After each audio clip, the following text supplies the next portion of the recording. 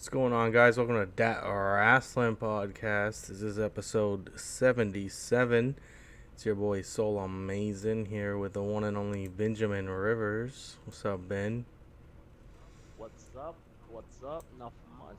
I'm like really good today. Really good? Man, yeah, yep, really good.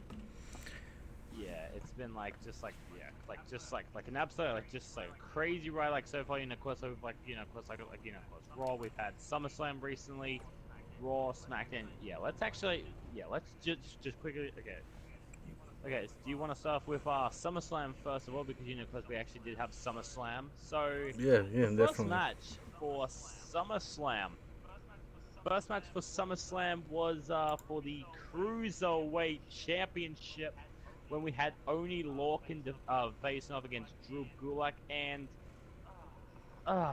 man, Drew Gulak. He kind of like cheated in this match. To be very honest, he actually did cheat. I think like the referee of course he had his back turned, and then Drew Gulak decided just hit like that what's that maneuver he does all the time? Right to the throat, and then just makes him stop breathing in the match. Yeah, Let's right up Gulak's alley. He's a dirty player of the game. I'm a huge Oni Lorcan fan because I love and respect Oni Lorcan from watching him for so long in NXT. I expected this to be a really good match. I like Drew Gulak a lot as well. More recently than long term. Before, when I first discovered him, I didn't care for him much. He was kind of like portrayed as a joke on 205 Live. But now that he's become more of like a badass and has claimed the Cruiserweight Championship, I like him a lot now. So this is a pretty good match. I would have liked to see Lorcan win as a fan, but at the same time, it's good for Gulak to have a more extensive um run with the title. So yeah. this was all good for me. The next match we had was Apollo Crews taking on Buddy Murphy, and this match actually ended in a no contest because your boy Rowan, Sheep's favorite superstar, attacked my boy Buddy Murphy from behind, and just I don't know, does it? I don't know. Well, this whole storyline, with Roman Reigns, who actually, attacked Roman Reigns. It kind of it's kind of involving Buddy Murphy, Rowan, and Daniel Bryan. We still just don't even know who the hell has of course actually attacked Roman Reigns, but Buddy Murphy, he actually did mention Rowan did it last week on SmackDown, and now Rowan attacking Buddy Murphy, and Daniel Bryan on the other hand, he was right in the back, just watching this old stuff that goes straight down. I don't know. It kind of feels like WWE they're just trying to bait us until potential. I could see Daniel Bryan could have actually really done it, potentially. Role. Well, what did you think about the match itself between Cruz and Murphy? Okay, it was getting really good, and then as soon as Rowan attacked, I was like, okay, yeah, this is actually how it's all gonna go down. But it was really, really good. Yeah, the no contest thing, the ending to that match. Why, why is WWE literally just involving Buddy Murphy in this whole Roman Reigns attack stuff like that? I just don't know. It doesn't make. Well, supposedly it was by accident, from what they're saying. He happened to get in that screenshot accidentally, quote unquote, and they kind of just added him to the story. But as far as this scenario goes, I think the match itself was really good. Both of these guys are really good in-ring performers, and I really wasn't expecting the Rowan interference, so I think it caught me off guard, and I actually really liked it. And at least, I mean, if this match was written to come to a decision, Buddy Murphy would have won. So at least we didn't just see Apollo Crews get fed another loss. Yeah, So buried again. I think all in all, this whole situation was good.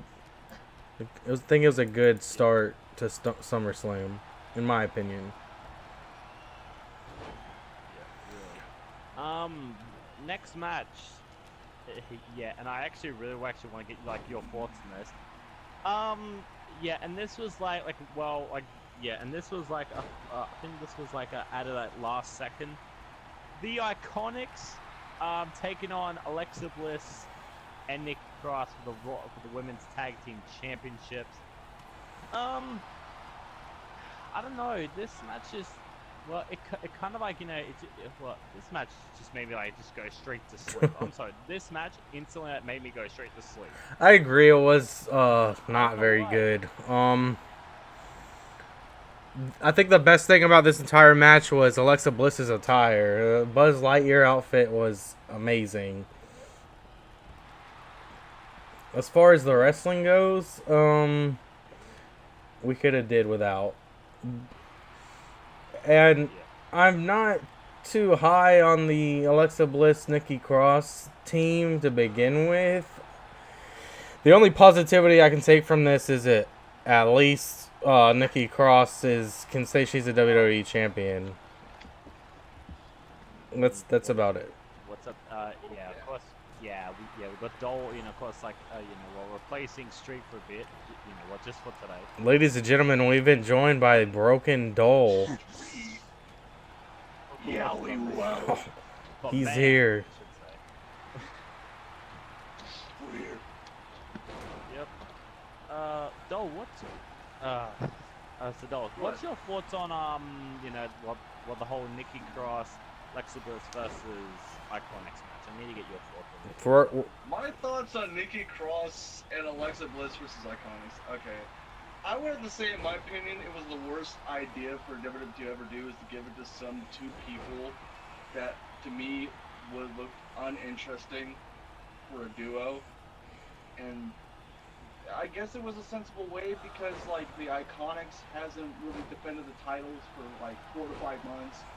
So then decided to get, you know what? We're going to give it to the people, maybe they'll be fighting champions than the other two tag teams that all they've done is, like, just sit on watch-along parties and, yeah, that's it. Yeah. It's like a lose-lose situation for me. Yeah. That was actually like, all on the kickoff show. Then we actually had a submission match between Becky Lynch and Natalya for the Raw Women's Championship. This match, to be honest, a very good submission match. Just saying. Yeah. It was. Well, hands down, it was a little bit of a good submission match.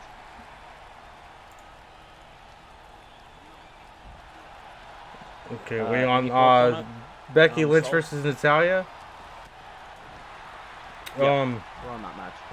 Honestly, it wasn't as bad as I expected. I'm not Natalya's biggest fan, and I think everyone knows that. But it wasn't as bad as I thought it was gonna be. I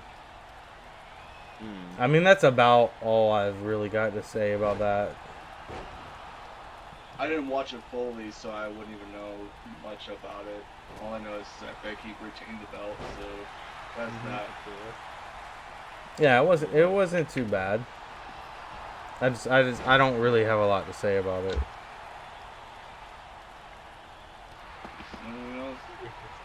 Yeah, the Hearts are always gonna get screwed in WWE, and Vince McMahon does not. Oh, definitely. Yeah, always in Canada. Always in Canada, they always get screwed. They didn't pull off a screw job when it came to Natalya. It's like, hey, we're just gonna let, what, Natalya, we're just gonna let you slide. I know your dad died a year ago. We're not gonna do any screw jobs. Don't worry about Nope, no exceptions for the Hearts. Nope. Bret Hart, Owen Hart, Teddy Hart, Neidhart. Yep. Let's just go back to sticking to Natalia Neidhart. Well, moving on, we had Goldberg versus Dolph Ziggler. What did you guys think about this whole situation? Gosh. Yeah, this match. All I have to yeah, say what- is yummy to this Exactly. match. Like, I just love it how, this is I don't think it had anything to do with Dolph Ziggler. I think it had something to do with Goldberg. Because we all know Vince McMahon was so infuriated with Goldberg's performance with The Undertaker at Saudi Arabia and the whole whatever it was called, Super Showdown. Yeah, Super Showdown. And then to come in there and just like throw Goldberg in there just for like a cheap pop and a squash match, which led it up to hearing that Dolph Ziggler was actually going to leave WWE around that time, but then they brought him back for The Miz versus Ziggler. We're gonna get that later. But I just felt like, but I liked Ziggler's courage after the match, where you know what, I bet you can't do it again. See what you got. He's like the cowardly lion. He's like put him up, and then Goldberg came in and speared him again. So I liked. But I like Ziggler's selling. I like how he. Exactly. I liked everything about this. I think it was a perfect mix between the two. Like, I think they worked together like peanut butter and jelly. It was the perfect redemption for Goldberg after that shit show with The Undertaker. And I think the comedy aspect of Dolph Ziggler saying, you know what, you can't fight me, you can't beat me, bring it, do it again, yada yada, and continuing to test Goldberg. It was almost like a Goldberg coming down there, hitting the spear again and again and again to keep rubbing it in that he's still got it and that he's redeeming himself. You know what I mean? It just... And Dolph Ziggler was hilarious in this. And I think everything about this was good. It proved his point. It didn't take a lot of time away from the show. It worked well. Definitely true.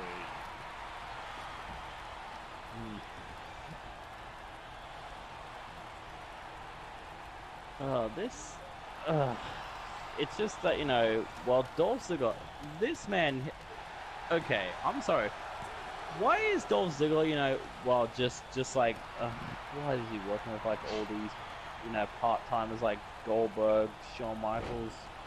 Why? Just like understand this. They didn't really do anything. Had nothing to do with Shawn Michaels. This was all planned out. That this was the rumor that we're going with.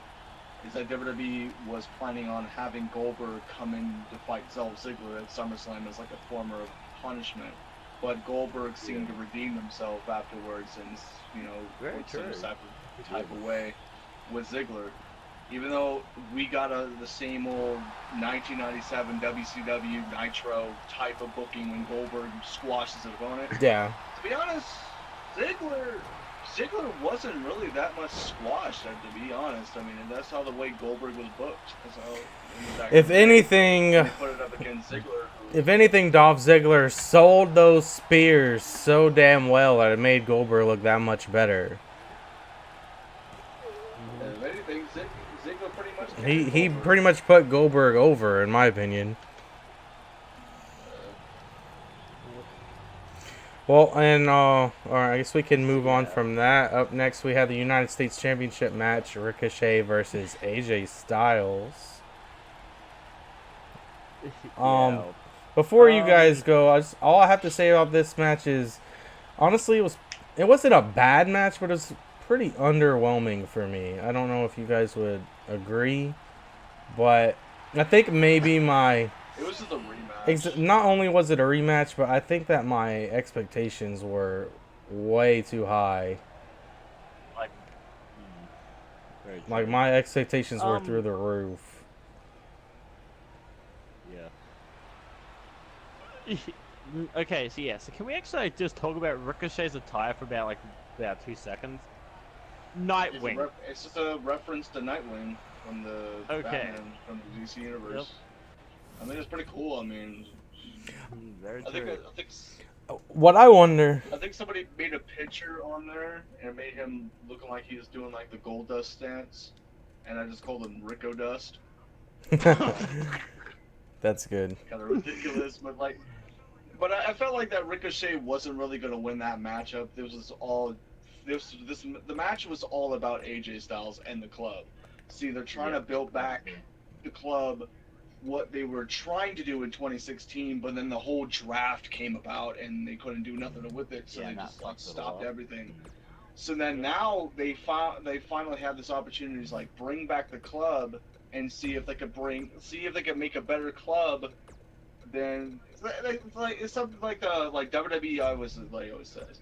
WWE's always saying that other promotions aren't competition, but yet they steal stuff from them. They try to make it similar, and that's what they're doing with AJ Styles and the club. Yes, they were from New Japan, but then they bring them in here and they decided to make their own version of the club with them. And along the line, maybe Finn Balor will come in there.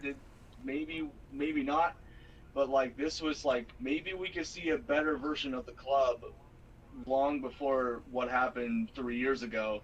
And I'm liking how Styles and the club are our champions. Maybe keep building that up. Me too. I love it. I have no complaints with the OC. I've been wanting this to happen for the longest. The question that I have about Ricochet's attire, though, is I mean, that's gotta be some custom made stuff, right? Wrestling attire has to be especially made, the fabric. It has to be very breathable and flexible. I wonder. Well, as far as I know, all people in sports entertainment pay for their own wrestling attire. I wonder what something like that costs them. Probably about over. His outfit just looked expensive for some reason. Yep. But of course, AJ Styles retains the United States Championship, which I think is good going forward. Next we had the SmackDown Women's Championship, Bayley versus Ember Moon. I'll let you guys take this one. I felt this match was underrated. It wasn't really that much of a big match to look on. I mean, it was just a match between two faces, and to see who was the best in the ring. And we all know that Ember Moon was the one who was shined brighter, who was the light at the end of the tunnel. But then they decided to give it to Bayley because probably for marketing reasons or something. But I've heard that Vince McMahon does not like Ember Moon whatsoever. Yeah. For whatever reasons, I have no idea. But I felt if Ember Moon would have won, probably would have had some sort of new era for SmackDown instead of because right now the 4 horsewomen so far are the ones that are taking most of the spotlight into. Very true. No matter if Becky Lynch has been on a coattail of being the underdog and now being the man, or Bayley being the underdog ever since NXT. There's other women in the division that we'd like to see champions than these 4 women, in my opinion. And Ember Moon, I think, would have been a great women's champion. Yeah, but they I gave it to Bayley. definitely, of course, agree with. I actually definitely agree, quite well with Dolak, of course, on that situation because. So let's actually, look at this, right? So, okay, so Emma, okay. Who are we talking about now? Bayley. Okay. Bayley, yeah. So Bayley, she's won the Raw Women's title, the SmackDown title, and she's won the NXT Women's title, and she still gets of course, all these opportunities, but why not Ember Moon? This is the problem with with WWE. They are lacking on their women's division right now. That's one person they are lacking on their shouldn't women's really. division. That's pretty much one person. That's the reason why. That's McMahon. I don't know. If McMahon doesn't like you, then you ain't getting. Yeah, then you're actually not gonna get pushed. The freaking like damn limits, like well, just like John Moxley. Yeah, I'm gonna refer to Dean Ambrose. John Moxley basically got everything in WWE. It's just like his creativity was like a lot different and it was messed up. But but the difference is though is like Ember Moon is just going through it and not speaking her mind about it. Yeah. Yeah, I liked Ember Moon a lot. I think she's really good in the ring. I think that she still has a lot of potential to work up to. Maybe that's not her fault for not getting more screen time and such though. I don't know if I would have wanted to see her win the women. I mean, I guess I wouldn't have been opposed to it. I mean, it could have been very interesting if she took the title off of Bayley. And like you said, I agree. It could have been a new era for women's wrestling. I mean, how many times have we seen Bayley as champion? I think it all comes down to more of like a political and money thing, because I just feel like they're always going to go with the superstars who sell a lot of tickets and sell a lot of merchandise. Bayley's a huge draw for a certain criteria of fan, which would be the younger women and kids. She's basically like a female member of the New Day. So I think that's going to keep her on top almost all the time. I mean, we have also seen Bayley in some off time and not being champion. So I think Ember Moon will hopefully eventually get her shot. Maybe whenever Bayley drops the title to a heel, maybe then Ember can take it. I don't know if I want to see Ember Moon as a heel. I think I'd rather her have a face championship run. I don't like the... It's too many times we see someone turns heel and they finally win the title. I don't think that I want to see that for Ember Moon. It just doesn't sit well with me for some reason. But then again, you never know.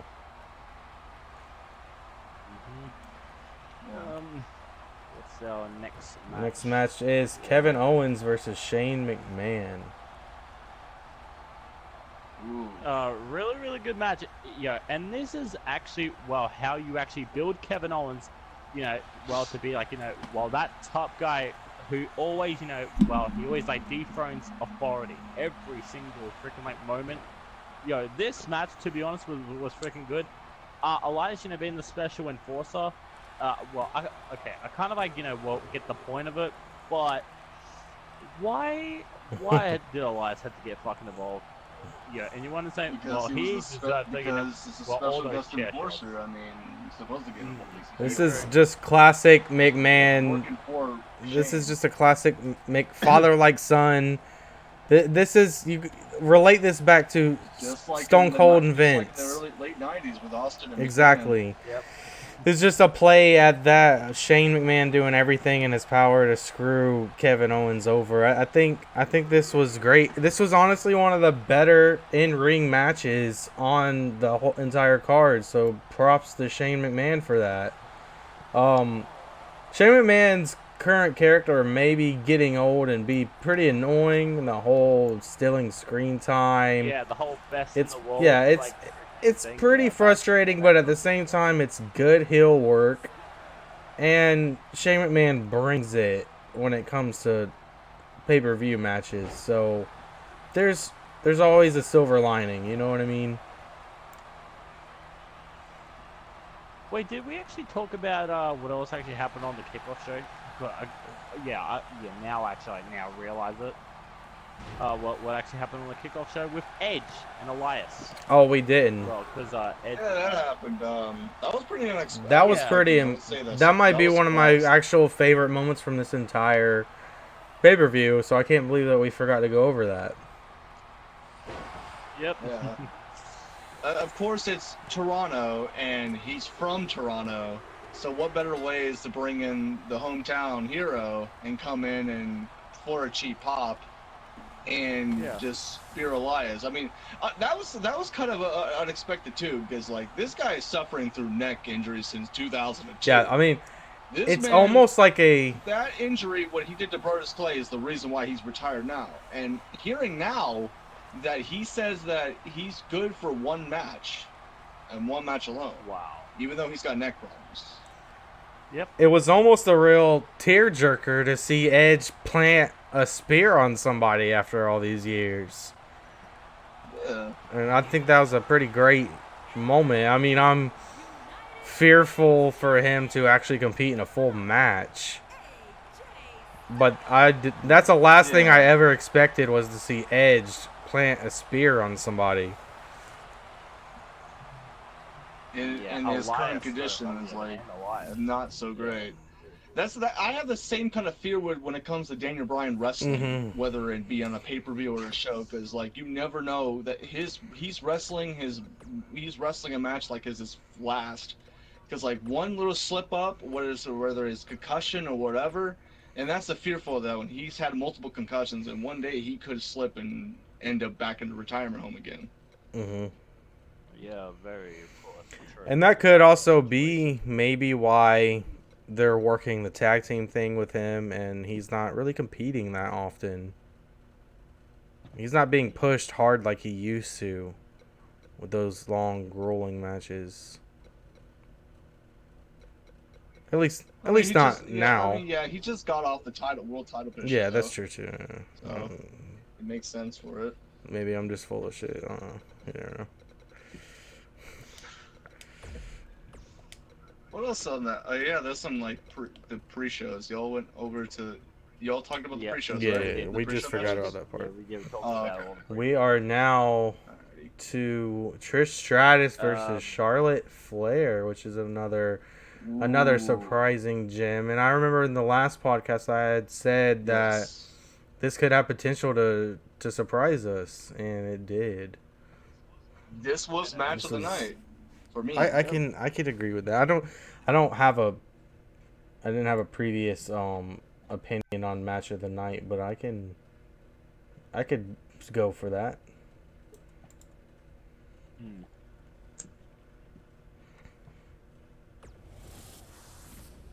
Definitely better than Trish Stratus' last performance. I was afraid that Trish Stratus wasn't gonna be able to keep up, but this was very entertaining. Oh yeah, I think it's like you have a certain you have some form of chemistry. These two had chemistry, like they fought for like a long time. Especially with Charlotte. Charlotte can have a chemistry with anybody. Like Charlotte is one of the greats right now. One of the best performers we have in the modern day era. And as much as this match was predictable, because this was much more of a passing of the torch match for Charlotte from Trish to Charlotte, and Charlotte is now leading the revolution for all of these women now. It's like, as much as everybody doesn't like Charlotte being shoved down our throats, she can actually put well preserved matches, and I'm surprised Trish can still go with how athletic she could be in the ring. Both of them being athletic as all.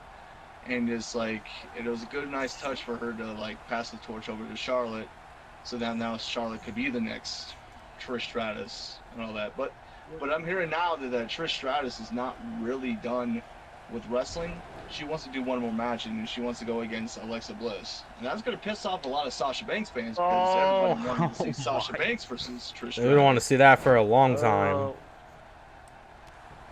Oh yeah. Wait, wasn't that like, you advertised match for for Evolution, like on the and it turned into a tag match, right? That match was not good. Trish versus Alexa Bliss, and then it gets changed to a tag match between Trish Stratus, Lita, taking on Alicia Fox and Mickie James. Let's not talk about that Monday Night Raw match with Trish Stratus and I think, was it Natalya that she teamed up with against? Yeah. That match, yes. She stood there and they did absolutely nothing with her. Like, what is that booking? That was terrible. Why have? That's like if the whole time that Extreme Rules match with an Undertaker, Roman Reigns versus Drew and Shane, that's like if you kept the Undertaker away and just have Roman fight the whole match. Yeah, that was a pretty bad build up to this, but at least this was a huge payout, and I agree. Charlotte is my favorite woman in wrestling by a long shot, and I was really stoked to see them put on an excellent match. This was really good. I was really happy with this. And it was a good way. See, the whole idea of Trish Stratus putting Charlotte Flair over, giving Charlotte the win, yada yada, it made me assume that it was going to be a quick match. It wasn't going to be very good. It was going to be bland. Charlotte was going to get a cheesy win and yada yada. But this made both women look good. And for that, Yeah. I'm glad. Definitely for Charlotte, and as well as for Trish, that proves that she still got it in the ring. Yeah. She didn't just get her ass whooped. She put up a fight. No. She didn't pull a fucking Roman Undertaker. Exactly. WrestleMania 33. She actually still got it. Well, moving on from that, the WWE Championship match, Kofi Kingston versus Randy Orton.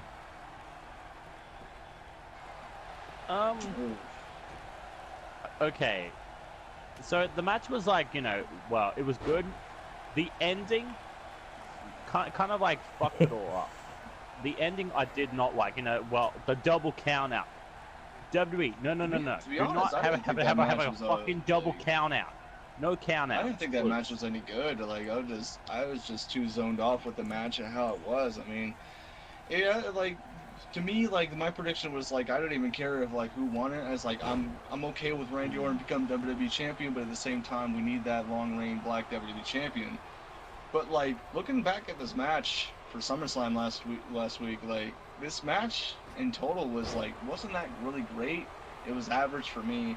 And I just don't like it how so many times, like whether it be Samoa Joe or Shinsuke or whoever, they're always gonna bring in these personal storylines and I feel like that we're getting this it's getting overdrawn in WWE, where it's like, oh, Randy Orton is, he's gonna attack Kofi's family, and then Kofi's gonna bounce back and retaliate, and Kofi's gonna win the next pay-per-view and all that type of whole stuff. psycho.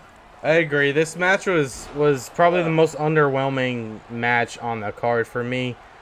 I also had high expectations for this match, but it didn't even come close to those expectations. I mean, I'm not trying to like completely bash it. It wasn't terrible, but I did find myself zoning off quite a bit, and I did not like the finish at all. I also.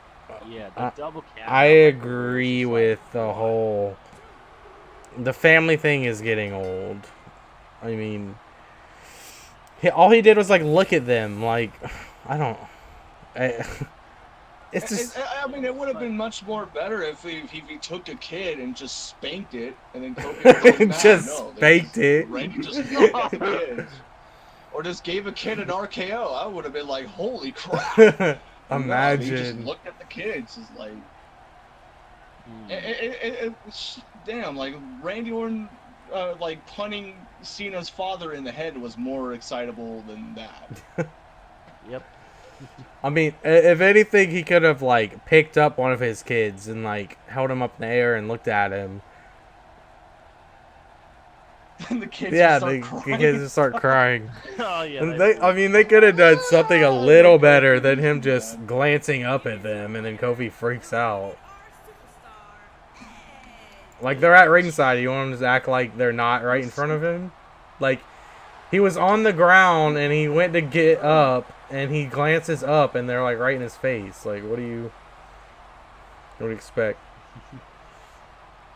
Randy Orton be like, I'm gonna be your new daddy. That's what he should have done. It's like same thing we saw last year. AJ Styles, Samoa Joe. Samoa Joe's like, oh, don't you know, remind me of this, that also. I'm gonna be your new daddy. Something like that. See, that was at least that at least actually made you Samoa Joe laugh actually though. well said That That was funny. that was good. That was entertaining. This was like, I don't know what this was. Yeah, this is just like, it's like just like comparing cereal with oatmeal. Oh my gosh.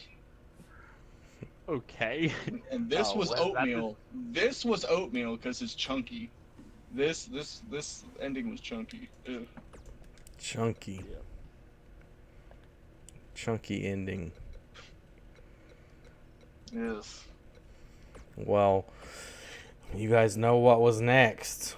Finn Balor versus The Fiend. Yowie wowie. There it is. Yeah.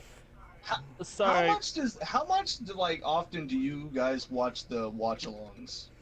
I've only seen a songs, couple. Yeah, but, like, sometimes I do pay-per-views. watch it. Sometimes I do watch it. Sometimes. Now, there's something I paid attention to. This is because like this is kind of like funny. Like during the Bray Wyatt entrance, which was by the way I know what you're gonna say. the most Gargano. greatest entrance out of that night was so sick. The whole Yeah, time, actually, everybody's not giving a damn, and you see Johnny Gargano is just overselling this entrance, like looking with shock and awe, and everybody else is like, "Ooh, you want some pizza? You want some donuts? You want some food?"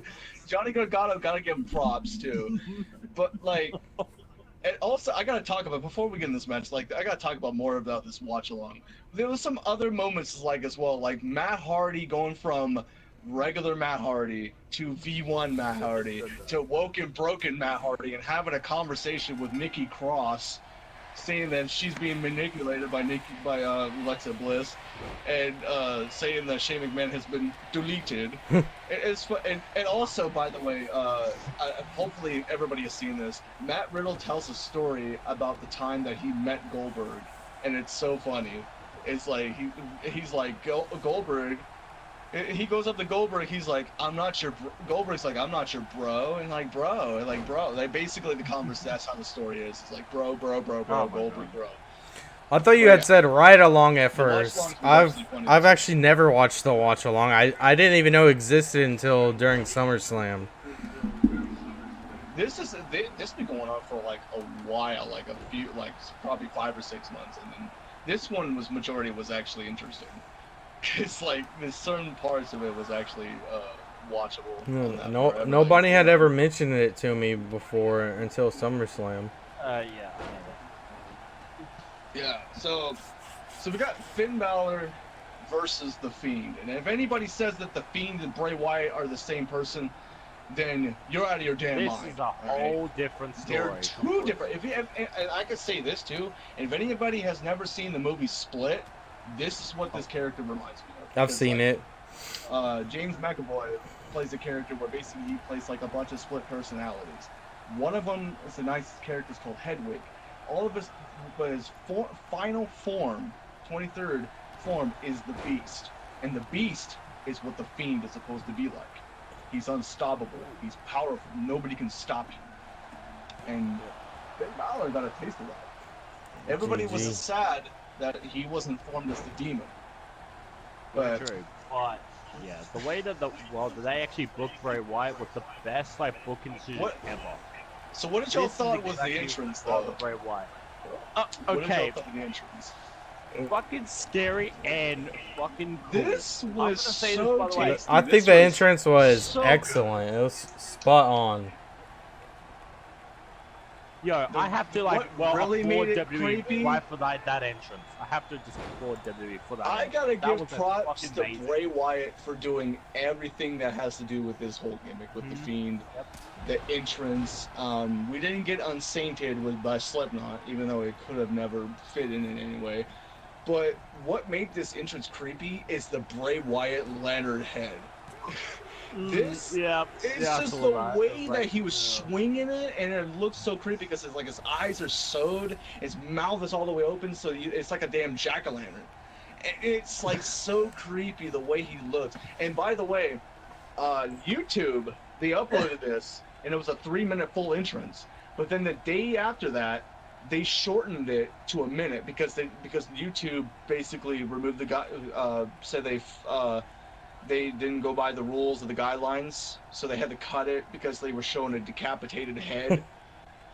What? Really? Okay, That- YouTube, you are messed up right now. YouTube, you are fully messed up.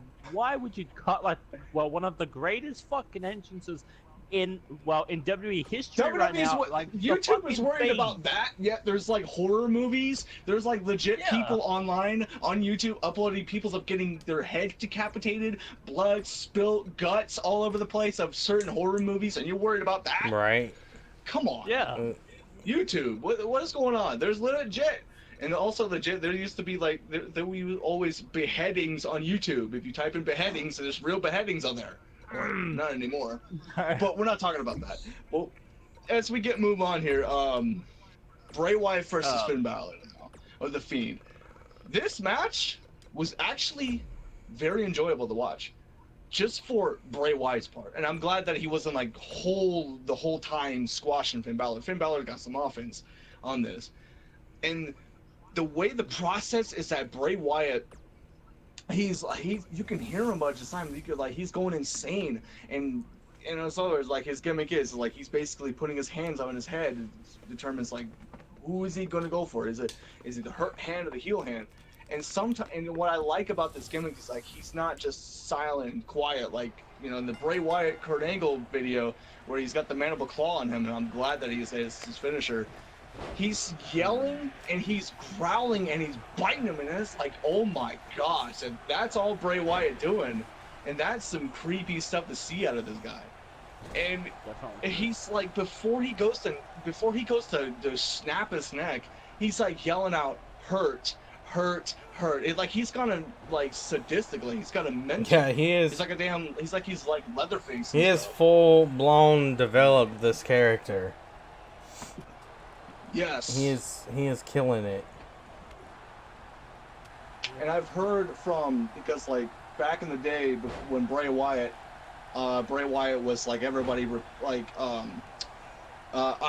everybody like assimilated him as like the Undertaker. He's like the modern Undertaker, and it's like that in a way because just because of the way he's dressed. But I'm not sure if this is actually true or not. But like Undertaker went up to Bray Wyatt one day and said that he needs to reinvent himself. And I think with this Fiend gimmick that's going on right now, that is what he's doing. He's trying to reinvent himself and to make sure that he's not ever going to that whole swamp, nasty Duck Dynasty looking Wyatt family version of Bray Wyatt that was in the Ultimate Deletion and got swept into the Lake of Reincarnation. Yep. This one is completely different. This how is now he's much better. We're getting merchandise from him, Bray Wyatt merchandise right now, and we got the theme song out. It's way over the top, and WWE cannot afford to screw this up. Yep, They can't. Agreed. There's no way. Like the Fiend is too popular right now, and by far 2K19 having the not 2K19, 2K20 having the Fiend in this game now. That's gonna That be is gonna sell insane. pretty well. That is going to be good for business, and I hope, and it's sad to see that he couldn't, put the Demon out there so that way the Fiend is the one to beat the Demon in the main roster. But like I feel like, when Bray Wyatt, because we don't know for sure like who Bray Wyatt is going to go after now, because the Demon Finn Balor is going to come out when Finn Balor comes back from his break. And then it might either be a 50-50 booking when the Demon wins, or the Demon could be, or the Fiend can be the Demon's weakness. Maybe. We don't know. And this answer, and before I get to the answer to the question though, but what did y'all thought about the match itself? The match itself was good. It was everything that I expected it to be. We got to see some classic Bray Wyatt stunts and moves. Finn Balor neck snapping, being an extraordinary man and fighting back with his own style of offense. I think it was good. They matched well together. I think they really helped each other sell the Fiend. I think Finn Balor is a professional, and he did his part. Everything about this from beginning to end was pretty amazing. Was fantastic. Yeah. Yeah. Very, But much. I'd really love to have a replica of that lantern head. That would be a pretty dope mantelpiece, as you might say. I just hope they sell it on there. That would be amazing. I would love to buy one of those. I think you could buy the mask, but I think it's pretty expensive. Yeah. Yeah, you could buy that. You could buy the Vince McMahon and the Rambling Rabbit puppets and the Hurt Heel gloves. Then they had their own Firefly Funhouse box playset. For You were the one that posted that in our like Discord, limited right? edition for 500 people. Weren't you the one that posted that, Dole, in the Discord? I clicked on it as soon as I seen you posted it, and it was already sold out. I was on my break at work. I was literally gonna order one right then, and it was sold out. I was so mad. Wow. It was pretty cheap too for all the stuff that you get. It's like, this is a hell of a deal. Why is there only 500? And I heard they're not going to make any more after this. It's so depressing. So only 500 people got that merchandise. Championship they could be making for Bray Wyatt, aka the Fiend version. If Bray Wyatt wins like a championship, they've already. I don't know if he'll like. Already planned for that. I don't think he'll win a major title or any type of title anytime soon, because like he's starting off with the Fiend already, and it's just I think it was like him as like a modern day version of the 1997 Kane. Kane didn't really have any type of title until a year later when he beat it off of Stone Cold Steve Austin and won it inside of a Hell in a Cell First Blood match. And then they took it off. Then for whatever reason they took it off and gave it back to Austin, which was pretty sucks.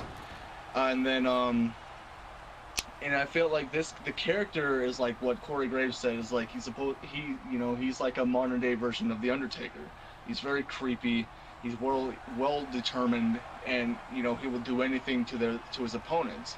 But like, I don't know what is he like? Is he a heel? Is he a face? Is he like when he attacks somebody with a hurt hand? He's a heel, and when he's a heel, when he has a heel hand, is he a face? Like, I don't know what the whole situation is, but like, I just want to get y'all's takes. Is like, now that Finn Balor is now in hiatus, who do you guys think is the Fiend is going to go after now? I really have no idea. That's like a really good question.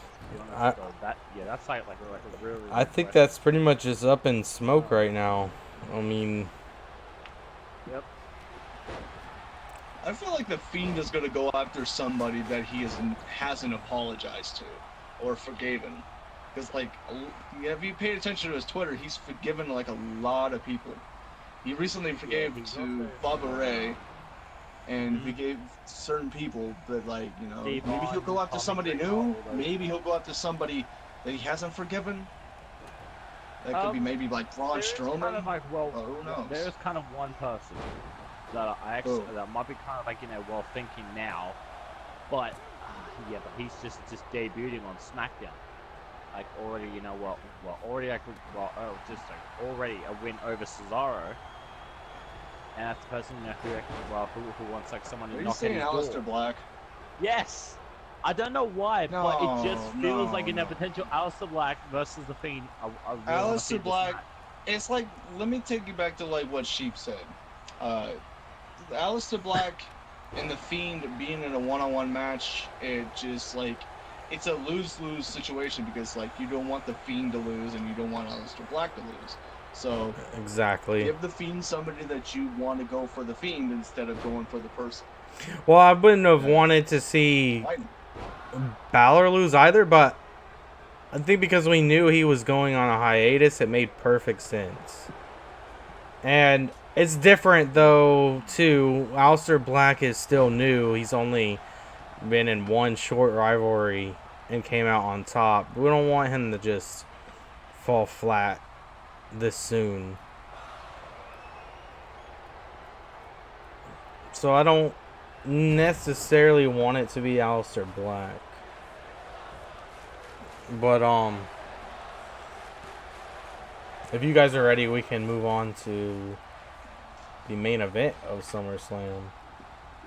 Do we really want to go and move on to the No, main event? Because this is we what Ben have is to going to be fucking talking talk about about. the bloody main event because you know what? Because it No, already. I want to go to No, Monday Night Raw. I don't want to deal with this right So and do here. I am actually I'll let you guys know. Well, yeah. talk Take about it the main away, event Ben. This is your moment of fame.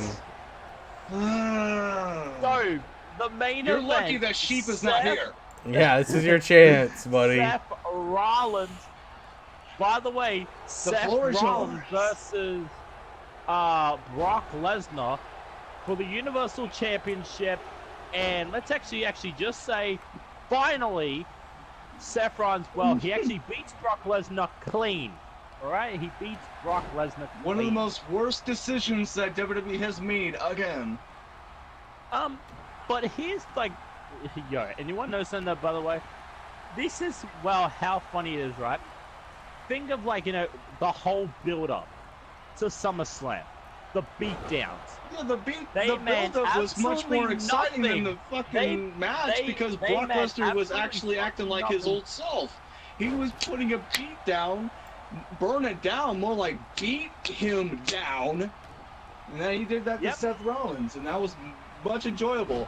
And I liked how so enthusiastic that he was the week before SummerSlam. He was like, well, I'm going to beat Brock Lesnar. I guarantee it. I'm doing a SummerSlam. Uh-huh. I'm going to win the Universal title with my Seth Rollins. That type of stuff. This is all I've got. And Seth Rollins, I didn't like, because every time that somebody beats Brock Lesnar, it's just makes me go back to Roman Reigns versus Brock Lesnar. How Roman Reigns is a much better choice to beat Brock Lesnar than Seth Rollins. Seth Rollins was just a booking of WrestleMania. Roman Reigns actually felt something because Roman Reigns is feuded with Brock for 3 years, and Roman Reigns beating him clean was actually shocking. Seth Rollins, another thing too, if anybody have not noticed about this match, Seth Rollins did not sell his injury at one bit. Okay, what kind of a person after getting mauled getting mauled by a damn matador against a bull, who gets demolished week upon week and then comes back not even looking like he's crippled. He decided, I'm gonna flip over I'm gonna no-sell some German suplexes and that's it. And then do a curb stomp. He didn't act all hurt. He was faking it. Really? And Seth Rollins beat Brock Lesnar. It wasn't that big of a deal. It was clean, and the problem is and then I just didn't really care for it. Seth Rollins being the Universal Champion is.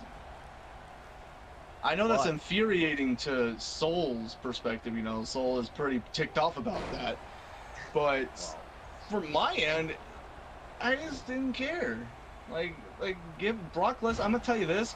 Brock Lesnar is a much more interesting Universal Champion than Seth Rollins because, Brock Lesnar has had some great matches with AJ Styles, Daniel Bryan, Finn Balor. He's a much better worker with little guys than the big dudes. And Seth Rollins versus Brock didn't really deliver. I feel like Brock Lesnar was. I agree, but I feel like this match was more of telling a story to make Seth Rollins look better. I think that was the whole emphasis of this match. It was a classic. Seth's been getting his ass handed to him week after week. He's been beaten and brutalized.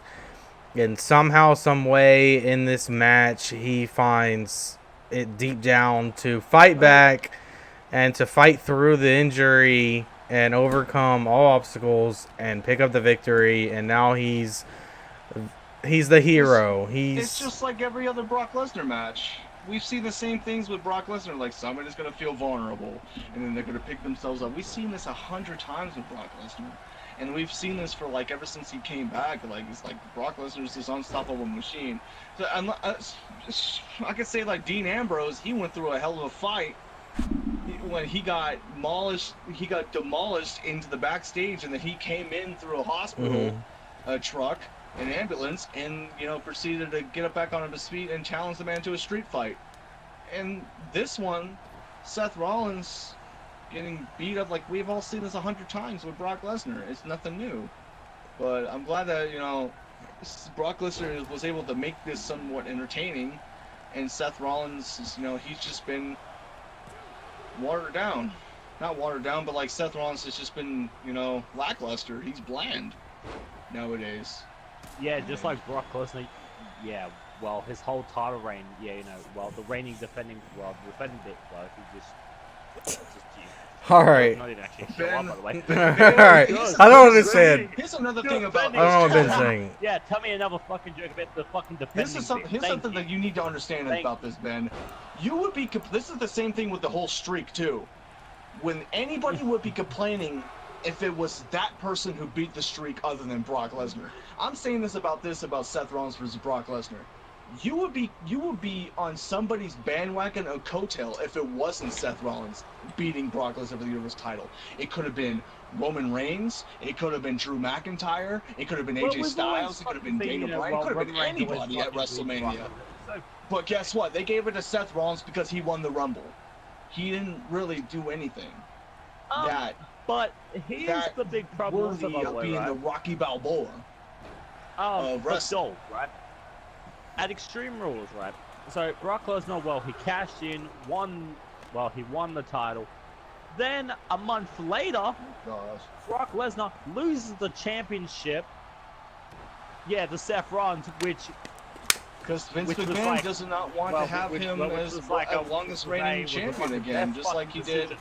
That's why Vince didn't want to have Brock Lesnar have the actual Universal belt, and that's why you have the replica belt every week. So then now Brock Lesnar is no longer a champion, but he can no longer have rematches. But if Seth Rollins does lose the belt, does that mean Brock Lesnar is going back to having a rematch? Yo, you wanna know why, right? You wanna know why? Because of the no rematch clause. There's no rematches anymore. Oh, Ben, come on. We go over this every week. That's kayfabe. Yo, I'm just saying. No rematch clause is kayfabe. It doesn't matter. The only way. No. Iconics could have a rematch. Hear me out. Hear me out. All right. Seth Rollins actually earned his fucking rematch by winning a battle royal. Made very. Where's William Regal when you need him to cut him off? Okay. Yeah, where are you at, Regal? All right, that's it, Ben. You had plenty of time on this. Let's move on. Okay. We've already heard what you're about to say. I can guarantee it. Do this every month. I can guarantee. We care. Because we always, every single time, it's always the fucking damn bullshit. We all know. The photo proves it, Ben. The photo proves it that you kissed Brock Lesnar in the lips. Okay. The truth has been revealed. Just completely, just. All right, fucking forget about. We're on a time limit here. We don't want to get sued, Ben. Kicking off with your boy fucking Seth fucking Rollins again. Well, we're just gonna get right into it, huh? Did you kiss Seth Rollins in the lips during your damn video? Thank God fucking Brock Lesnar has lost the damn title. Hope you fucking guys doing a shooting star. Wow, I'm so sorry. That Wrestling Podcast does not condone the actions of Vince Rivers. Tears his ACL again. Oh, fuck you. You guess what? You know what? Yeah, it's never gonna happen, Dalton. I hope Kane breaks his damn leg again. Hurry up. Let's move on to Monday Night Raw. Well, Monday Night Raw opened with the new Universal Champion, Seth Rollins. Who fake. The only Becky Lynch was out the only positive thing about this is that Seth Rollins talked for about 2 seconds, and it was brief. Thank you, Jesus. We didn't have to hear another loud yelling in the mic ramble about how terrible Brock Lesnar. Wow. I'm glad it was at Benjamin Rivers out there doing the promo for once. It was very short and sweet. AJ Styles comes out to interfere, challenges Seth Rollins to a gourd eating contest in the main event. The good old Southern boy showdown. AJ. We've been good old boys for a long time. AJ promised that the OC would not interfere, which Oh, we all yeah. know how that goes. Yeah. So yeah. Let's actually talk about that for about. No, we'll talk about that 2 when we get seconds. to it, Yeah, okay, like, bud? Let's move on. That was just bullshit. But that's No. just No. Nor. Moving on. the fucking club. They Nor. never ever they never won a lot. Because now, yeah, you won my fucking. I can just imagine all the Australians saying no when Daniel Bryan. Oh my god. Okay, don't. Let's Enough not. of fucking mocking. Please, don't put that in my Before we can move on nightmares. to, has anybody seen the Team Hell No Untold I Story? cannot ever Okay, unhear fuck that you, again Joel, now, and Joel. just- Thanks a Joel, lot. Let's just focus on Monday Night Raw. Stop. Nor. Okay, that's all. Actually, I'm actually gonna look that up now. That has to have happened at some point. What? Oh my. But has anybody ever seen the Team Hell No Untold Yes. Oh my god, fucking Bleacher Report. Story? It's Fucking wake so up, stupid good. son of a You know what's great about it? They're making a sequel, and it's about Kane. Hell yeah. That's gonna be good too, but Team Hell No Story is so Yeah, can good. we If actually anybody put it hasn't on seen Monday it, go Night Raw? watch it. It's so good. alright. So our first action of Monday Night Raw: Samoa Joe versus Sami Zayn. Boy. Another. Yeah, and And, how did this? and you what know, led to all this too? build up Sami by Zayn was talking a lot of crap about certain people, where like he's thinking the Street Profits, which by the way, the Street Profits are the most annoying, most over repetitive people that do nothing in the damn main roster, but sit there and say like, hey, they're hyping it up like they're The Rock or something, and they're like, Jesus, stop, just wrestle, don't bore me to death, come on. Jeez. Sami Zayn was talking about how everybody in NXT is going to end up watered down and washed up, and they're not going to get any type of opportunity. And then, which is true, that's how Sami Zayn is not even a champion yet, and he's been in the main roster for 3-4 years. But then mentions about Samoa Joe, and then Samoa Joe talking about how Sami Zayn is nothing but Kevin Owens' water boy. That's messed up. And then we get to a squash match. Samoa Joe ends up Cochina clutching him in the middle of the ring. And then he goes night-night, you know, the Samoan bulldozer, Samoa Joe. Cuts a promo talking about how, like, if anybody wonders, I was only apologizing to Roman Reigns and not to any of you people. Guys, like, typical heel stuff, like... Yeah. I'm big and fat in Samoa, and I say that you people I despise. I love Roman because he's Samoan. Basically. Don't demise. Wait till we get a Roman Samoan Joe. These are like two of my favorite people. You're just picking them apart at this point.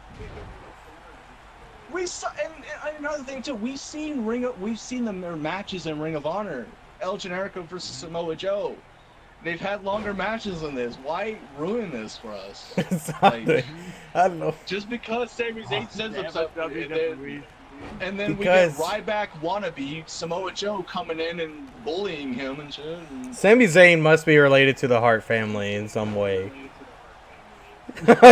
He's Canadian. But Kevin Owens doesn't get screwed Damn this it. much.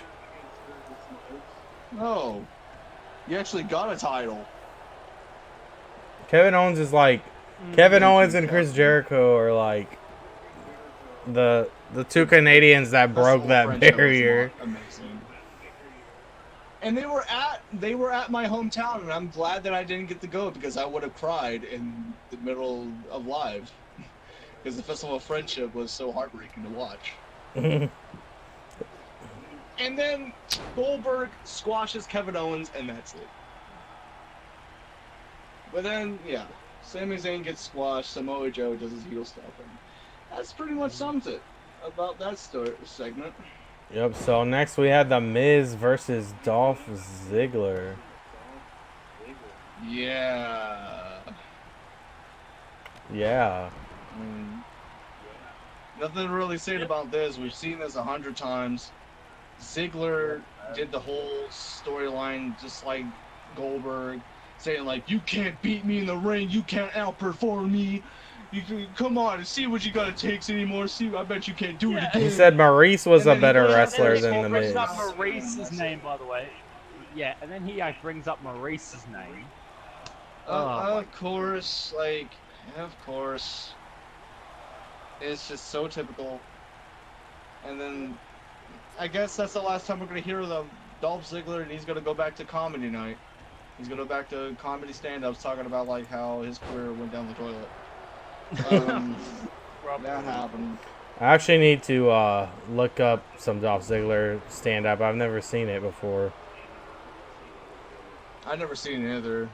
I don't know if he's If funny I- or not. But I he's feel like had if some I guests watch on it there. and it's not funny, like I don't laugh, I'm gonna lose value of him. So I'm kind of scared to watch it. It should have been me type of situations. Well, next we had a performance. And this was the last match Ziggler's in, so. Yep. We had a performance from Elias, wondering who was going to interrupt Elias this time, and it was Ricochet. What do you guys think about Ricochet's music hitting? Yeah, and yeah, what was like the whole build up to this Nothing match? at all. It What was the fuck purely random. What was the point of this? Nothing at match? all. They had nothing else to do with Ricochet, and they wanted him on the show. Ricochet getting like, well, just like the most controversial win over Elias, you know, the freaking roll up. What? Okay, Ricochet's like whole, like, you know, will run in, of course, on the main roster. I feel like, you know, it's Just big what? rules, you know, every Just second. this is why, like, you know, WWE fans want what they want, and they want it now, and that's such shitty behavior, because this is what you get. This is what you get when you beg for what you want and you want it now. You get Ricochet losing a rivalry to AJ Styles and then fighting Elias for no reason. That's what you get. It's just like the people who wanted the Demon versus the Fiend right away. You're just gonna ruin it. Why do you want it right away? You want the best possible match. I feel like the fans first. just make WWE even worse. It might just be Vince that's corrupting everything, but like the fans are the ones that are so snarky. They're so hypocritical. They want everything, and then when they get it, they're not satisfied. Like, people have been like, what, 2007 or whatever, they want Batista back. They want Undertaker back. They want... And then when they get it, they Legends bitch about back, them and being nobody's gonna back. run, Like, and- it's just, what can and you guess do? what? Batista comes back, and guess what? Nobody's satisfied. Goldberg comes back. Nobody's satisfied. I don't, and I don't, And it's- I don't blame Vince for everything. I think that's ridiculous. Not everything is Vince McMahon's fault. Sometimes things just don't work. I'm going to AEW. But yet, when at the same time, whenever something goes good, no one's like, "Oh, thank you, Vince McMahon." But if something doesn't go their way, they're like, "Fuck Vince McMahon, he did this, he's ruining everything." Like, These are the same people, too. When Vince McMahon shows up in the building, everybody marks out and pops for him. And they're the same people that talk crap about him. exactly. And it's like, whatever happened to hating They're him, the huh? Benjamin Rivers Tell of WWE. Oh, fuck. Okay. Oh, gosh. Yeah, you be like that a lot. Alright. Wow. be like that. Okay, Dole. You be like that. Okay, Dole, yeah. You Talk about tell me, yourself, Dole, tell me yeah. that Brock Talk about Lesnar yourself. doesn't just have a rematch clause, but the Iconics Well, do. Okay. Okay. He is And like, you go on to me about well, Ezekiel it's Jackson slow, right? and Mike Snitsky being a TNA, but then you end up being right about that. That's tough. Yeah, I told you that. What'd you guys think about moving on the 2 out of 3 falls match between Rey Mysterio and Andrade? And Okay. let's just get right into it. We've seen Andrade versus Rey Mysterio I don't know how many times. We've seen 2 out of 3 falls matches. Yeah, I don't know how many times. This was just a Let's put two repetitive things and mix it together. The only thing I think that deserves conversation about this is Andrade defeating Mysterio Clean in sweep. 2-0. Clean sweep. What do you think's up with that? That's just. I feel like they're trying to get rid of Rey Mysterio. Like, Rey Mysterio is getting very close to his retirement. And then that awkward segment is talking about Rey Mysterio talking about his family, crying, and then walking off, which gets to speculations of people talking about rumors of his son coming in to wrestle. Mm-hmm. Yeah. And I don't know about Dominic wrestling. I've never even seen him wrestle, but like if that ever happens, like I guess whatever. And then also I heard that this that Rey Mysterio versus Andrade was gonna have a mask versus hair match. After this match, you said? Not after this match, but I've heard that like early on the road, like they were gonna have a mask versus hair match. And to me, the match doesn't make any sense because Rey Mysterio has unmasked himself before. Everybody knows what he looks like. So then, I guess like in WWE's world, like he still has the mask. Wasn't he unmasked in WCW for like a while? Yep. Like long term. Yeah, he was a part of the faction, the Filthy Animals, and then came back to WWE in a mask. Yep. Yeah. So it's not even like Andrade being bald. I don't know. I mean, I could see that with Rey Mysterio's possible contract ending soon. They're really trying to give Andrade that push. But I just feel like Rey Mysterio's return has just been so bland. I mean, he won the United States title once, but then just gave it back to Samoa Joe, and like it's just been so underwhelming. I mean, he got a huge pop at the Rumble when he came back. When I think that was great. Maybe he shouldn't have came back as a full-time superstar. Maybe just a couple of appearances or even a shorter run. Because now it's just like, why are you even here? And I hate to say that. Because I love Rey Mysterio. He's one of my all-time favorites, but I don't know. Maybe I'm being too harsh. I feel like he's just another Chris Jericho, which is going to be there just to put over talent. Yeah. And that's pretty much it. And that's why Andrade and like they're trying to see him as like a reflection of a modern day Eddie Guerrero and stuff. Yeah. Yeah. So he's going up against Rey Mysterio and I don't know. Well, yeah. Well, we can move on. Cedric Alexander versus Drew McIntyre. This match was actually pretty good. Yes, this match was actually delivered quite well. For a what I feel like has been a forced, awkward feud, the match paid its dividends. Mm-hmm. What do you think, Ben? This one was pretty good. Well, hang on. Well, I did not even actually see this match, to be honest. You didn't see the match. What do you think about the whole Drew and Cedric feud in general? What do you think about these two? It's kind of like like a potential it's just like it just feels like like a random feud that that was just forced together. The whole draw. See, I feel the same. I feel the same. So I would suggest you go back and watch this match because I feel the same way that you do. But this was a really good match. I think it deserves a watch. Maybe after the podcast or something, if you want to throw it on while you're playing the game or something. I think you'd enjoy it. Yeah, good stuff. I just wanted to see what's gonna come from this later, if anything. Well, because I know. Oh wait, we have not even that. Did another big announcement also that came also a part of this. I don't know if it is the whole big announcement. Let's see if it was. No, it wasn't. Damn it. Should no, I don't know that. I was Well, going to say just King of the Ring, man. all the I don't think that announcement came for the. Well, the King of the Ring is going to be coming up on Monday, and this Yep. King of the Ring is Yep. returning to the WWE starting Monday night. On The Monday, 19th. and so far, well, the round one brackets are they're looking like really, really good at the moment.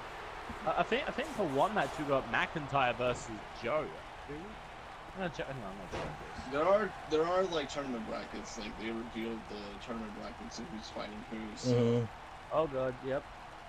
Cesaro and Samoa Joe, well, they're gonna be competing in that now also. That's gonna be Yeah, interesting. Daniel Bryan versus Buddy Murphy is also in that. I thought the original match was supposed to be Buddy Murphy versus Mustafa Ali. All that. I guess And they and changed it to Daniel Bryan versus Buddy. Well, Buddy Murphy. they are going to be doing Daniel Bryan versus Buddy Murphy on SmackDown this week coming up. So yeah, I'm guessing I don't know what this the is hell's going to be be happening. a part of the tournament bracket. As in the King of the Ring. I'm just hoping like they just don't ruin what could actually be potential like really, really good match between Mustafa Ali and Buddy Murphy. Yeah, well, we've seen them on 205. I think these matches will be good, but let's not get too deep into this bracket. Let's get through the shows. Talk about next match. Oh, Do we even need to talk about the next match? do I? No way, Jose versus No way, Robert Jose Roode. versus Robert. No, you know what? You know what? Skip this. No, match. we shouldn't really talk They are about already fucking ruining Robert Roode, and they're already fucking Bobby ruining Roode. No Way Jose. Or Robert These Roode. two have been ruined for quite some time. He goes from having a mustache to now has a full beard again, and he completely squashes No Way Jose. I don't know why No Way Jose is even employed with WWE. And I don't know why they not even have the thought of pushing Bobby Roode, who was one of the most best heels in TNA history, who had a most dominant world title run, longest reigning, loses to Austin Aries, good way, and then they decided to bring him in here, who had a great run in NXT. When he goes to the main roster, he's just a dude in a bathrobe who just shows up and just does his whole quirky stuff. Like, I don't get it. Mm-hmm. Very true. I have to. No Way Jose is just a Carlito wannabe who's mixed with Xavier Woods, just dancing around like a damn rosebud. Like, there's no creativity in this world. It's just nothing but a bunch of gimmicks that we don't really care about. There can you always say Dole. I've got to agree with it. It's like it's like who cares? This is not what we want. Yep. But so now that happened. Moving on to there's this Natalia segment featuring the return of the Boss. Match, by the way. What? That match is next. Well, that match is actually next, thanks to Bleacher Report's news, by the way. Okay, yeah, the Revival versus who did they fight? The Lucha House Party. Lucha House Party again. Oh. Why? See what I mean? Like, Why? this is another match that I don't really care for. Like, two teams, and they throw them into each other, and the Revival wins. Like, okay, who cares? Yeah, this is pretty irrelevant. Back down to where they were. Lucha House Party's relevant as hell. I don't know why they're even on the damn main roster. Just keep them on 205 Live with their pinatas and stuff. The most racist, stereotypical team I've ever seen, and then you just throw them against the Revival, who should be, they're tag team champions, right? Yep. No. Well, I think the tag team champions are currently. Oh yeah, the club. Yeah, OC, like, they didn't even do anything with them. You have the Revival take the titles off of Zack Ryder and Kurt Hawkins, and you do nothing with them. But then you give it to the Revival, they don't do nothing with the titles, and you give it to the club. Well, and they it's follow, just, what's the point? Shane with that whole situation. Yeah, and we actually also had some new 24/7 champions also crowned in this. Well, I hate during it. this whole match. I hate Terrible. it. Yeah, so we had the Revival R-Truth, win the it should be 24/7 champ all the way. And they champion. give it to Then Elias. R-Truth wins it, and then Yep. Elias wins it. So Yeah, yeah. we shouldn't forget about the Revival becoming the first ever dual 24/7 Oh. champions. Very true. And then Yeah, I R-Truth completely wins it back, gets out of there, and then Elias comes from behind with a guitar to the back, and then beats him, and then that's it. All right, you guys continue. I'll be right back. Okay. Go. Okay. Alright. Yo, So should then- we actually talk about Carmella tripping Drake Maverick? What the funniest thing? I completely forgot about that. And also too on YouTube as well, Elias was dressing up as some, I don't know who he's even dressed up as, going up into the recording studio and tried to roll up on Elias, but hasn't forgotten about Elias being tall as hell and grabbing him like he's a damn bully grabbing a little nerd in a high school about lunch money. Yep. But you can roll up R-Truth like nothing, but Elias is just, he's too big for Yeah, him. but I Elias don't is get just. it. So Yeah, let's move on to what we're supposed to get to, and that's the return of the boss. I'm not talking about Sasha boss, I'm talking about Sasha Banks. Yep.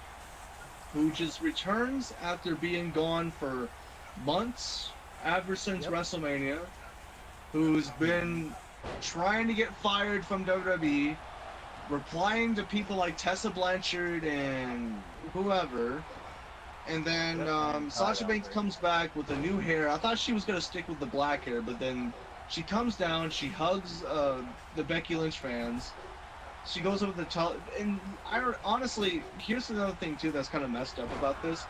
A lot of people were turning against her. They were turning on her. Natalia. They were not happy with her. They were booing her because like she was crying, because she actually talking about she her lost dead in her hometown. dad. She lost in her hometown. Lost in her hometown, and the crowd just got fed up with it and booed her. And that's kind of messed up. It's like, this is her home, and they just trashed on her like for nothing. And then all of a sudden Sasha Banks comes out, everybody's popping for her, and then she comes in, she has a wig on, and then she attacks Natalia, pulls out the wig, she's got this black and blue hair. Which actually, and then and everybody's like, "Thank you, Sasha," and whatever. Wow. And that's messed up, and that's quite messed up because Natalia is supposed to be the favorite, the hometown favorite, but then all of a sudden it kind of reminds me of when WrestleMania 29, when like at the night after, when Randy Orton and Sheamus had a match, and then all of a sudden the Big Show came out and beat both of them up as a heel turn for the one time, and everybody was like, "Thank you, Big Show." Yep. This one, on the other hand, I'm gonna tell you about this. Sasha Banks, and then next up, Becky Lynch comes down, and then tries to save Natalia, but then Sasha Banks gives her a whammy too. Yeah, and pretty much Sasha Banks is getting the upper hand, and that means that Sasha Banks is going to be in line for a women's title match now. A Raw women's, but okay. GG. So we go from Natalia being like, like the hometown hero, to now the badass Sasha Banks, who returned in perfect fucking. This is the Sasha Banks that we finally now needed back from frickin' NXT. Where in the blue hell was this Sasha Banks? And well, as soon as we know, when she actually got brought up, close up, right up to the main roster, yeah, she got treated like absolute dog shit, close up, she was like feuding with Charlotte Flair, and now returns, in Toronto and attacks, Natalia. This actually, reminds me of NXT Sasha Banks. this actually, Yeah, pretty, this had, like, well, all the vibes of pretty NXT. exciting that she's back. Sasha Banks. I like Sasha Banks. Very true. I like this side of Yep. Sasha Banks. Yep. So, are you ready to move on? Next was the Yes. War Raiders in another really squash match. Should we really move I don't on? think that we really need to Oh no! say anything about this. Why? Nothing to say here. Might as well move on. Pretty useless. I'm sorry, but So after that, the women's tag team Can we title really match: just- Kabuki Warriors versus Alexa Bliss and Nikki Cross. yep. And Alexa Bliss. Bliss and Nikki Cross actually, defending against the want to get Kabuki win here. Warriors Yep. successfully. And the Kabuki Warriors just losing. Dole, you still here, by the way? Or is your internet playing up? I again? think he had to take his dogs out. Oh, okay. Oh, damn it. Also, I need to charge my.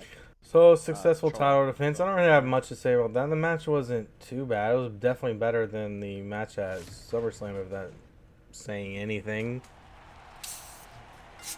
Yeah. And then in the main event, we had AJ Styles versus Seth Rollins, which of course And the AOC gets involved. yeah. Yeah. And then Rollins still manages to pick up the Yeah, then we victory have- by disqualification, of course. And then an unlikely hero in Braun Strowman comes to save the day. Braun. Okay. Here's like like the most confusing thing about it, right? Why is Strowman helping out Seth Rollins? Because I don't know. Didn't at a previous pay-per-view, at a recent pay-per-view, didn't the Shield kind of put Braun Strowman right through a table?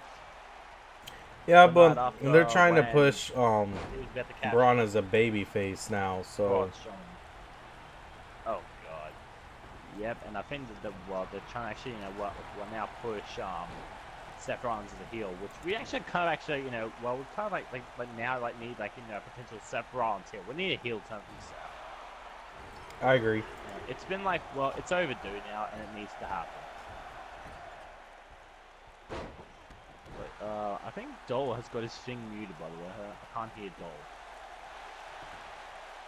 No, I think Dole stepped out. I heard a Oh, door opening. Oh, great. Okay. Yep. But yeah. Well, that's okay. He'll be back. We need to try to get through this. Yeah, good. Yeah, so we need to go over to SmackDown. Moving on to Live. SmackDown Live, opening the show with your boy Kevin Owens, who got a little cocky about his shutting up of Shane McMahon, which led to Shane McMahon coming out and interfering. Informed Kevin Owens he would be fined for his attack on Elias, who was what was he? But how much was it, by the way? $100,000. All because, he attacked Elias, which, Elias was, of course, the special guest enforcer. That's an incredible amount of money right there. Why the fine? Makes no sense to do this. He attacked an official. Because, okay, the official was down. He did not, actually see Kevin Owens actually hit Elias with the steel chair, but man, this whole Shane McMahon freaking the storyline, I'm actually just hoping this whole feud between I know, Kevin I thought Owens this was going to be over. and Shane McMahon, and it needs to end. Because we're always. I thought Kevin winning was keep going to getting end it. Kevin Owens and Sammy. Yeah. Yeah, I thought so too, but in the end, no. Well, Moving on, the first action of the night: Charlotte Flair versus Ember Moon. Ember Moon getting a shot at Charlotte after coming up short against Bayley at SummerSlam. What did you think about this?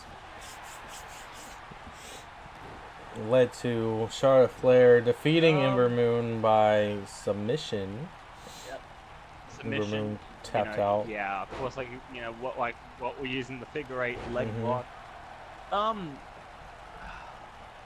Okay, it was a really okay. It was like it was a good match, but I just wish that Ember Moon, she actually could have won this match. I just wish that she should have won. Ember Moon, she lost at the pay-per-view. She should have, she should have won. Then that. Wait, was this like a #1 contenders match, by the way? I need to actually. I don't think so. Okay, hang on. I'm actually just trying, to see if it was a #1 contenders match. Yeah, because I'm reading the Bleacher Report. It says, however, it looks like her time in the sun was short-lived. Charlotte has returned to top status on the brand and will likely be challenging Bayley at Clash. Yeah, so I think Ember Moon was just thrown to the wolves to job out for Charlotte. Yeah. Well, you never know. She might get involved. Could turn into a triple threat, or you never know what could happen. Too early to assume. No idea on that situation. Well, moving on to what I think was the best match of the week as far as Monday night, Tuesday night, Wednesday night. Roman Reigns versus Buddy Murphy. Reigns. Yo, can I actually just say This was something? a GG. Roman Reigns, his selling in this whole match was just excellent. This actually made Buddy Murphy a big star. It did. Roman did a good job. Roman impressed me. A lot me. of praise, by the way. They both did, but what about Buddy Murphy, by the way? Buddy Murphy, this man, this is I think that this could be like a potential big push for Buddy Murphy. I don't know. Yeah, this I can see that. Maybe a big push for Buddy Murphy. I can definitely see that. Yep. Well, I think this was an incredible match for both of them. They worked well together. It was fast. It was very physical. It looked like they've been in the ring together many times before, which it's pretty exciting for a lot of reasons. One, because we've seen a great performance from Roman Reigns, and Roman Reigns is actually very interesting right now, and you know why? It's because they have a clever storyline going on with him. They're putting him in good matches like this. They're not force-feeding him to us. We like it naturally. They're not shoving it down our throats. This is how you book somebody. This is how you push somebody. You allow us to like someone on our own. You don't force us to. Which is also the case for Buddy Murphy. I think they're doing well with him so far. And hopefully they keep it up. We'll get some interesting matches from him shortly.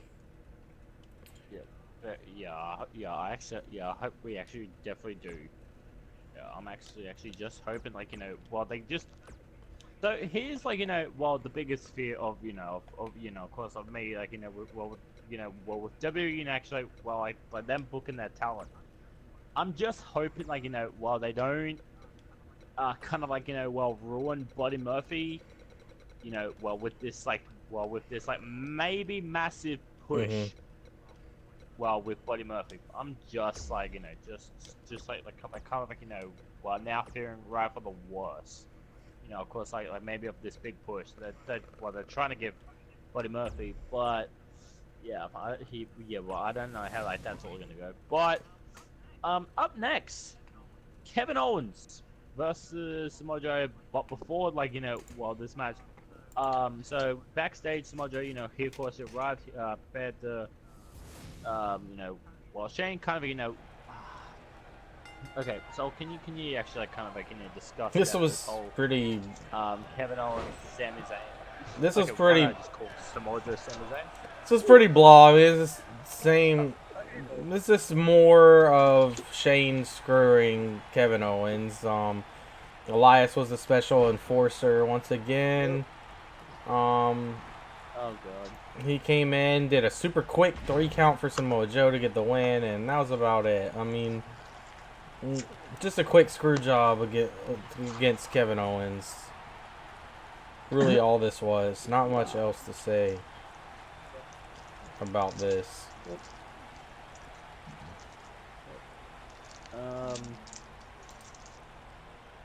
The next match was a 6-man tag again. Yep, normal 6-man tag. Great. The New Day Yep. taking on the Revival and Randy Orton.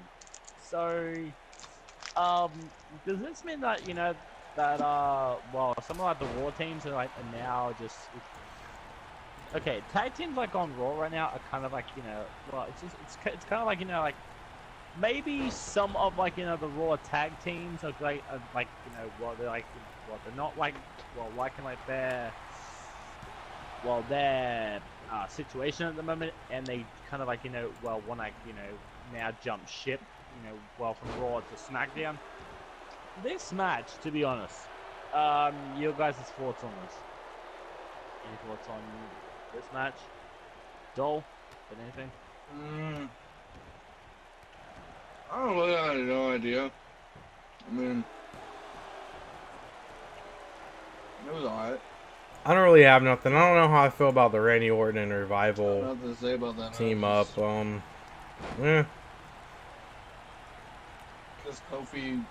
It's just one of those Kofi Randy Orton fucking storyline stuff. Didn't really do much for me, Yep. to be honest.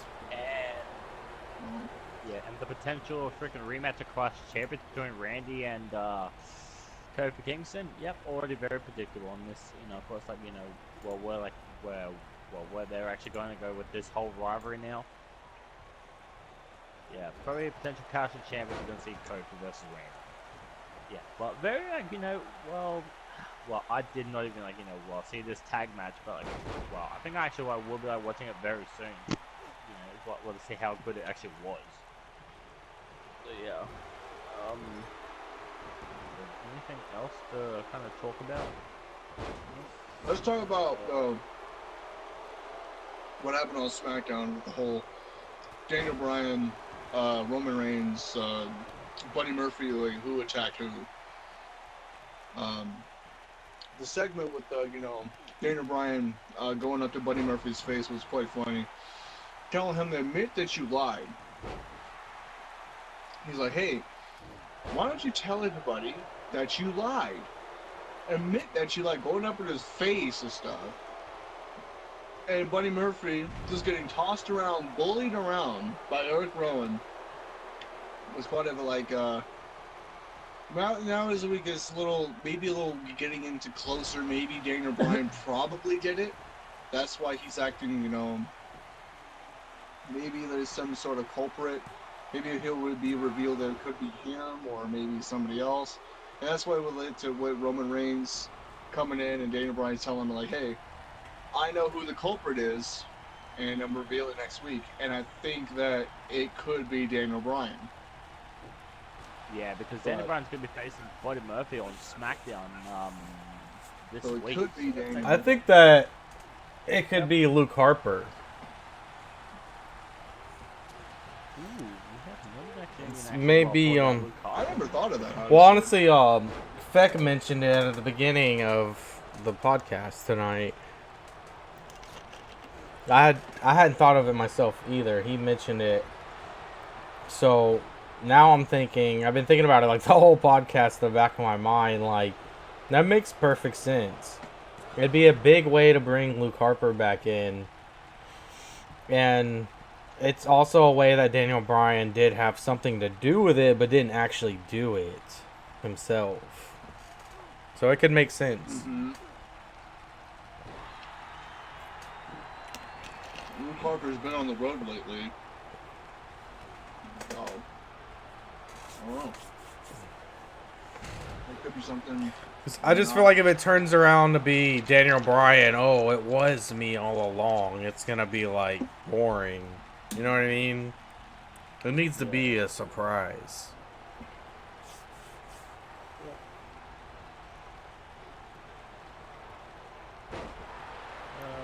So I was actually gonna of course talk about the class. Oh, what I'm now mentioning about the class championship thing. King of the Ring. Do you want to hear the brackets for it, by the way? Yeah. Okay. So this will probably be the last thing we cover. There's the King of the Ring. So the. Hang on. Let me actually just quickly. I need to screenshot this picture. Just send it to my computer. I'm gonna actually just quickly send this, by the way. Oh, what about this?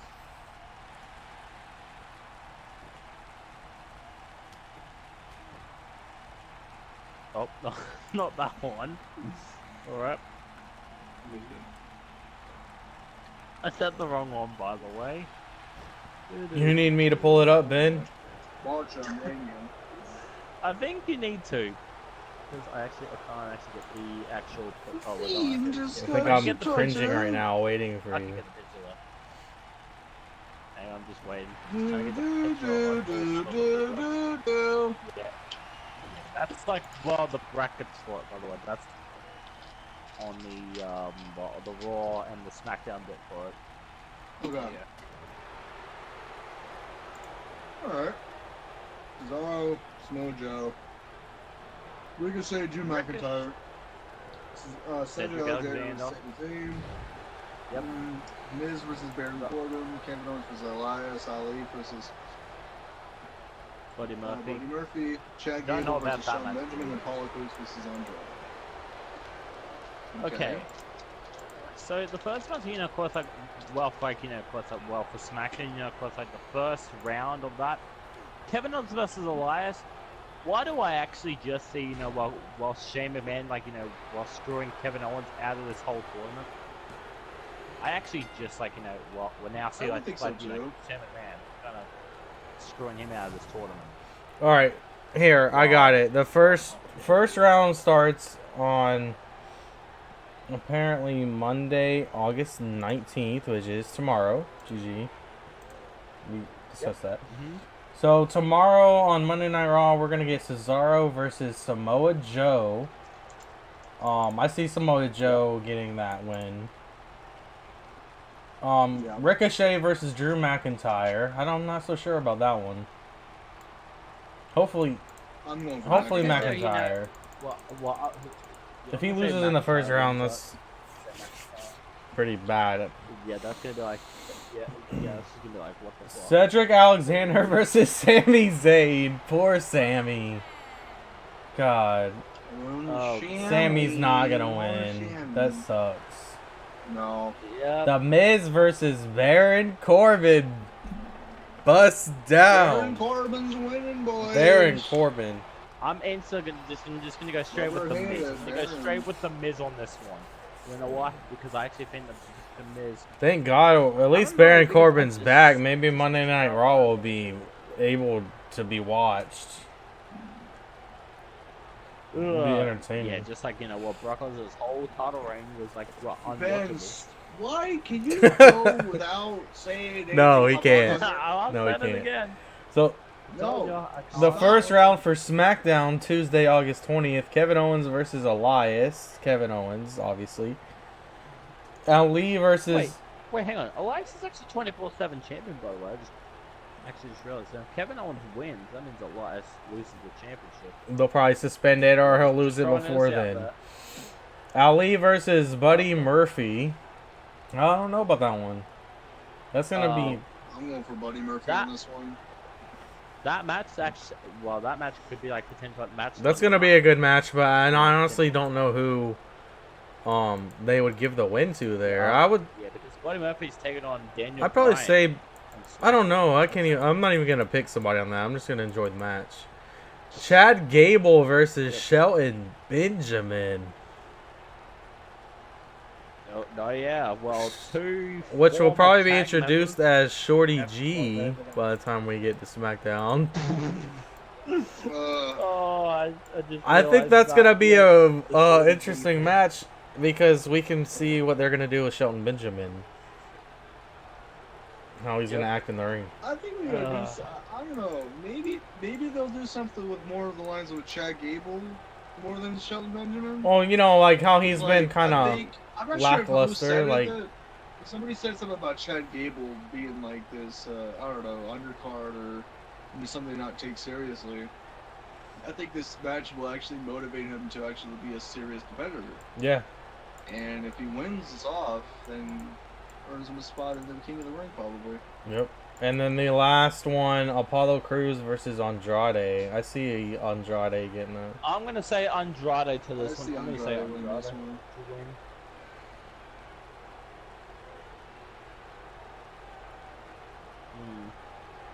Yeah.